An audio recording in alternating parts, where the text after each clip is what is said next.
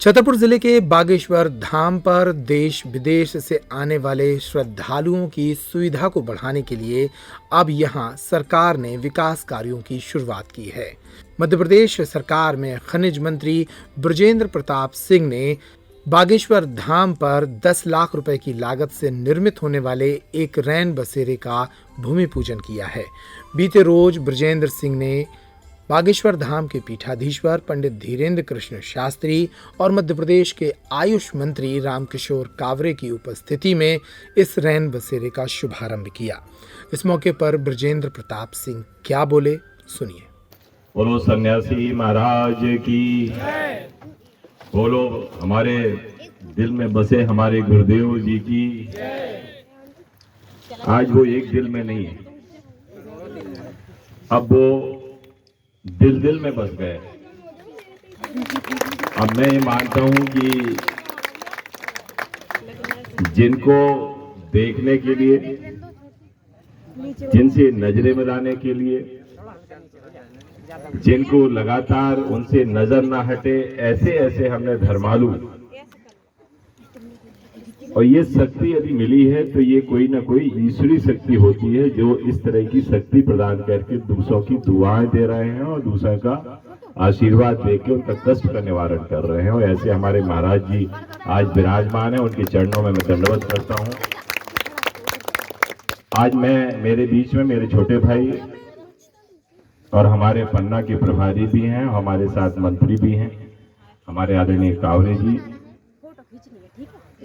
आज हमारे बीच में, हमारे पन्ना जिले के हमारे जिलाध्यक्ष भी रहे, अभी हमारे प्रदेश कार्य समिति के सदस्य हैं आदरणीय सदानंद गौतम जी, हमारे बीच में विराजमान हमारे पूर्व विधायक और प्रदेश कार्य समिति के सदस्य आदरणीय उमेश शुक्ला जी, और यहाँ पर उपस्थित सभी हमारे धर्मालु लोग जो यहाँ पर आज उपस्थित हुए हैं, सभी का इस मंच के माध्यम से मैं वंदन करता हूँ, अभिनंदन करता हूँ।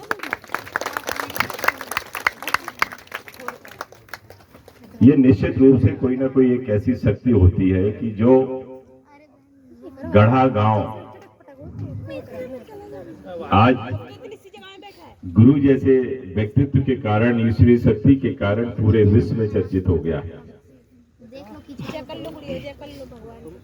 और सिर्फ दवा और दुआओं भर की बातें नहीं है, यहाँ रोजगार भी मिल रहा है, हजारों लोग पल रहे हैं। और मैं ये मानता हूं कि आयुर्वेद यदि सही में रूप में यदि पहचान बनी है तो जैसा कि हमारे मंत्री जी बोल रहे थे, कोरोना काल में बनी है। उस समय लोगों ने बहुत आयुर्वेद का उपयोग किया है, आयुर्वेदिक दवाओं का उपयोग सेवन किया है, और मुझे खुशी है। मैं एक बार गुरु जी का मैं इंटरव्यू देख रहा था, उनका वक्तव्य सुन रहा था, शायद वो आज तक में दे रहे थे। उनसे पूछा गया कि आप दुआओं देके ठीक करते हो, तो उन्होंने एक बात कही थी, हम दुआ भर नहीं देते, हम दवा भी देते हैं। जो दवा से ठीक ना हो वो दुआ से भी ठीक होता है। और इसलिए दोनों चीजें जब चलती हैं तो निश्चित रूप से जो श्रद्धा से, जिस श्रद्धा से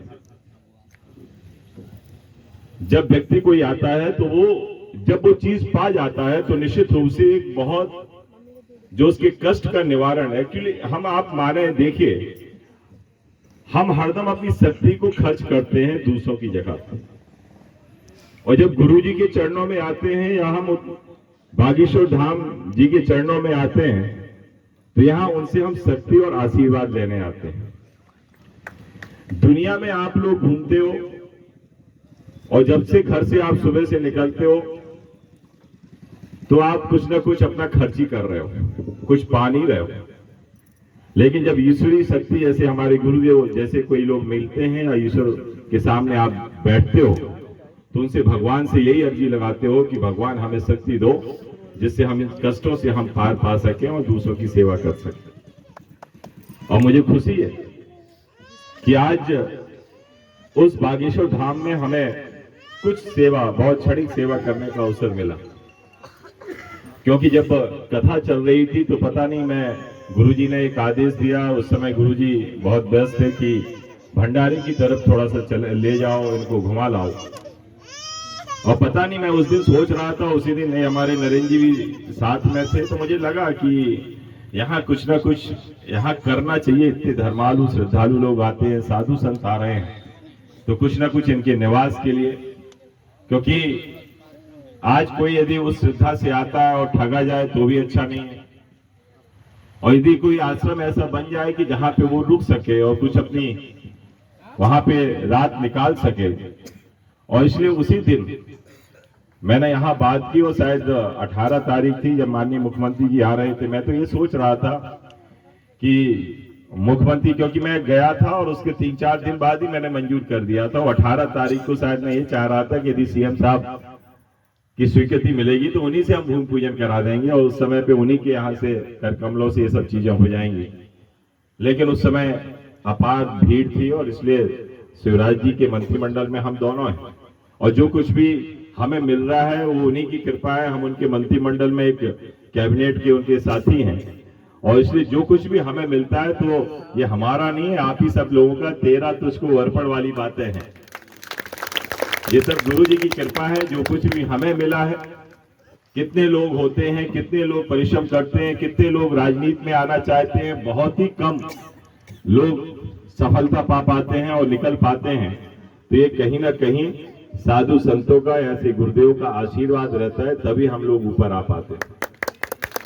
और इसलिए मैं उनके चरणों में यही प्रार्थना करता हूं कि क्योंकि हम लोग धर्म से जुड़े लोग, और जो आप एक उद्देश्य लेके चल रहे हैं, शायद पूरा भारत उसमें खड़ा होने वाला है।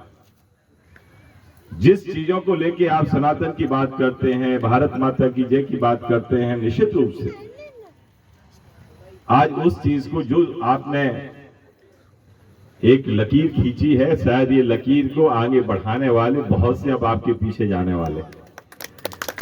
और इसलिए मैं मानता हूं कि गुरुजी ने जो चीज उठाई है और गुरुजी का जो आशीर्वाद लोगों को मिला है, उससे सिर्फ एक जिले का नहीं, पूरे देश भर के लोग और विदेश के लोग भी उनका आशीर्वाद लेके और लाभान्वित हो रहे हैं। और इसलिए मैं माननीय हमारे परम पूज्य गुरुदेव जी के चरणों में मैं यही प्रार्थना करता हूं कि कभी भी कोई भी सेवक हो, यदि कोई, क्योंकि आप तो बड़े साधु संत हैं, आप क्षमा देने वाले हैं, दूसरों के कष्ट को निवारण करने वाले हैं, और आप खासकर गरीब लोगों के लिए जो कर रहे हैं, इसी तरह का सदैव आपका आशीर्वाद हम सब लोगों के ऊपर बना रहे, यही उनके चरणों में प्रार्थना करते हुए अपनी बात को समाप्त करता हूं। बहुत बहुत धन्यवाद। बोलो गुरुदेव महाराज की बहुत बहुत धन्यवाद।